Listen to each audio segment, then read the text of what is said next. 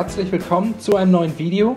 Heute zeige ich euch ein schnelles und einfaches Rezept für einen orientalischen Bulgursalat. Dafür als erstes 250 Gramm Bulgur und 250 Milliliter kochendes Wasser in eine Rührschüssel geben, einmal kurz umrühren und anschließend mit Frischhaltefolie abgedeckt ca. 10 bis 15 Minuten zur Seite stellen, bis der Bulgur die komplette Flüssigkeit aufgesogen hat.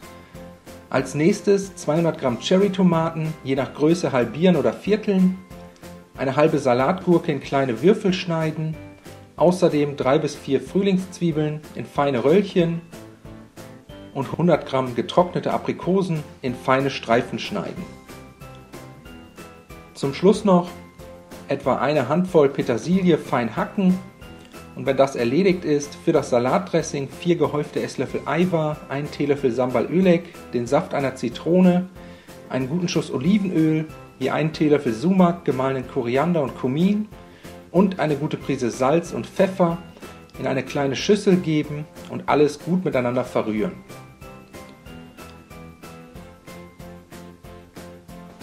Das Dressing danach zum Bulgur geben. Bulgur und Dressing gut miteinander verrühren, bis der komplette Bulgur rot eingefärbt ist. Dann die restlichen Zutaten dazugeben, alles einmal kurz unterheben und dann sind wir auch schon fertig.